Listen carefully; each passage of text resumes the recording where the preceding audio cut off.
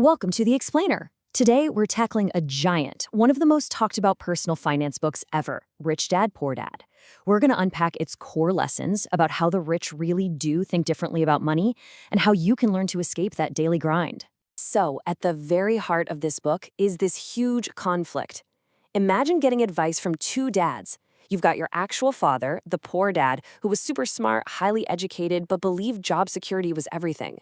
Then you've got his best friend's dad, the rich dad, a guy who dropped out of school but became a self-made millionaire. Their ideas about money were polar opposites, and that's where this whole thing gets interesting. When you're faced with two totally opposite worldviews like that, what do? Well, a young Kiyosaki figured out he couldn't just follow one blindly. No, he had to stop, really think, and choose for himself which path was actually going to build the life he wanted. And that forced choice led to his first huge realization. It's not really about how much money you have. It's about how you think about money.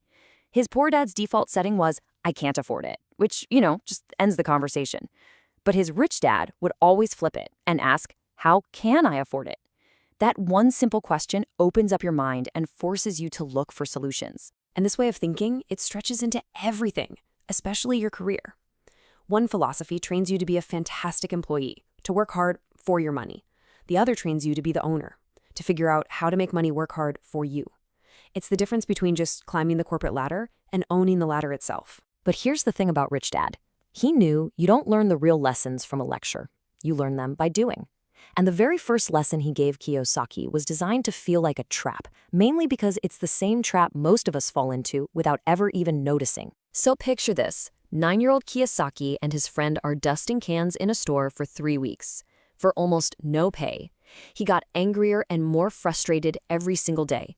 He felt totally exploited, underpaid, and he was just about to quit. And it turns out, that moment of frustration, that's exactly what his rich dad was waiting for. Rich Dad explained that most people's financial lives are completely run by those two feelings. First, the fear of not having enough money gets you scrambling for a job. Then, the second you get that paycheck, desire kicks in, and you start dreaming of all the stuff you can buy. That little 1-2 punch is the engine that keeps the trap going. And that cycle, that's what he famously dubbed the rat race. Getting a raise doesn't actually help.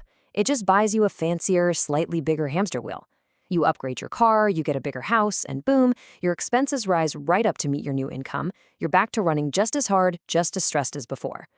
But Rich Dad showed him there is a way off the wheel.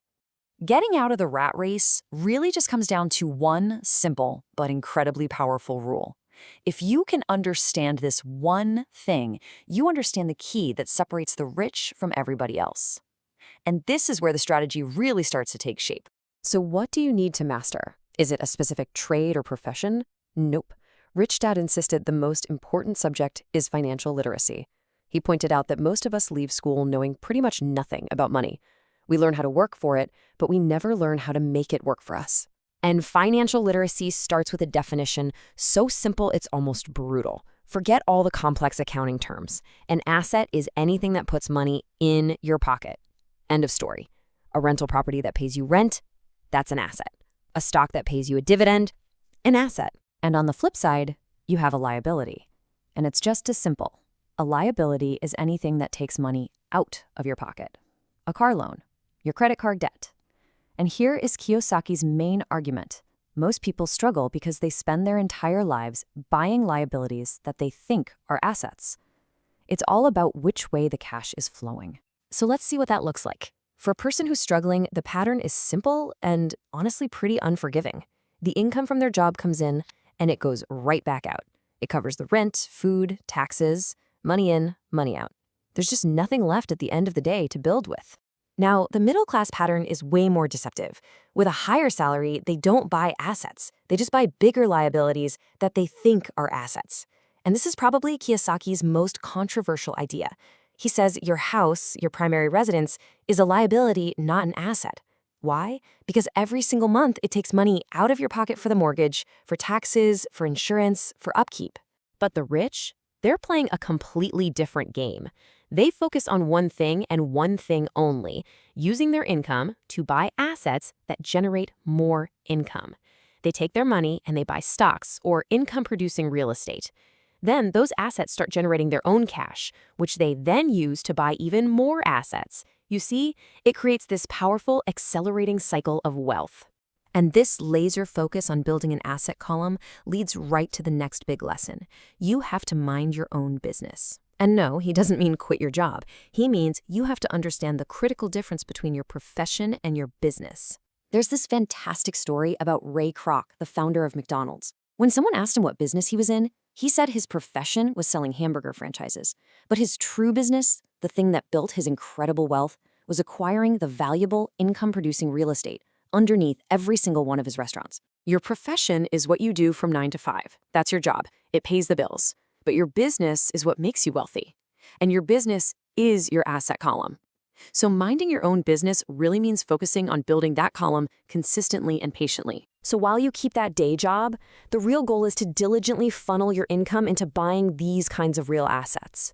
Don't buy luxuries first. Don't get a bigger house. Buy assets. Once your asset column is strong enough to generate its own income, then you let that new income buy you the luxuries. Okay, so once you've built a solid asset column, you get to graduate to the final and most powerful lesson. You start to create your own luck. This is where financial intelligence lets you go beyond just managing money and lets you start to, as Rich Dad says, invent it. Now, this isn't magic.